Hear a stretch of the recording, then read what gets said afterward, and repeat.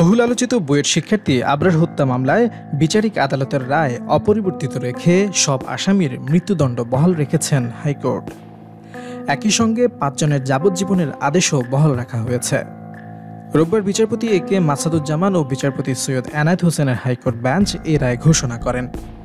রায় ঘোষণার সময় আদালতে রাষ্ট্রপক্ষে attorney general Mohammad Asaduzzaman, deputy attorney general K B Rumi, Zahirul Islam Sumon ও নূর মোহাম্মদ আজমি এবং সহকারী attorney general barrister Sumaiya Aziz উপস্থিত ছিলেন।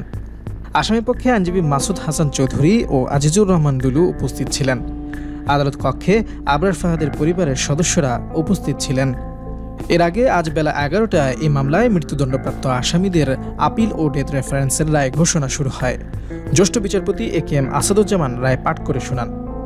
গত ১০ ফেব্রুয়ারি আবরার ফাহাদ হত্যা মামলায় মৃত্যুদণ্ডপ্রাপ্ত আসামিদের আপিল ও ডেথ রেফারেন্সের শুনানি শুরু হয় এবং ২৪ ফেব্রুয়ারি শেষ হয়। গত বছরের অক্টোবর মাসে এই মামলার আপিল ও ডেথ রেফারেন্স দ্রুত শুনানির উদ্যোগ নেওয়া হয়। অ্যাটর্নি জেনারেল মোহাম্মদ আসাদুজ্জামান এই উদ্যোগ নেন। ২০২২ সালের ৬ জানুয়ারি এই মামলায় ২০ জনের মৃত্যুদণ্ডের অনুমোদনের জন্য ডেথ রেফারেন্স ও মামলার নথি হাইকোর্টে আসে।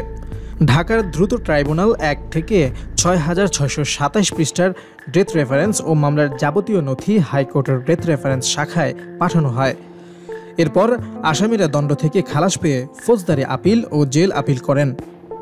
২০২১ সালের ৮ ডিসেম্বর ঢাকার দ্রুত বিচার ট্রাইব্যুনাল ১-এর বিচারক আবু জাফর মোহাম্মদ কামরুজ্জামানের আদালত আবরার ফাহাদ হত্যা মামলায় ২০ জনকে মৃত্যুদণ্ড এবং ৫ জনকে যাবজ্জীবন কারাদণ্ডের আদেশ দেন। প্রসঙ্গত ২০১৯ সালের ৬ অক্টোবর রাতে বুয়েটের শেরেবাংলা হলে আবরার ফাহাদকে পিটিয়ে হত্যা করা হয়। এই ঘটনায় ১৯ জনকে আসামি করে পরদিন ৭ অক্টোবর চকবাজার থানায় হত্যা মামলা করেন আবরারের বাবা বরকতুল্লাহ। মাত্র ৩৭ দিনে তদন্ত শেষ করে একই বছরের ১৩ নভেম্বর চার্জশিট দাখিল করেন মামলার তদন্ত কর্মকর্তা গোয়েন্দা পুলিশের পরিদর্শক মোহাম্মদ ওয়াহিদুজ্জামান।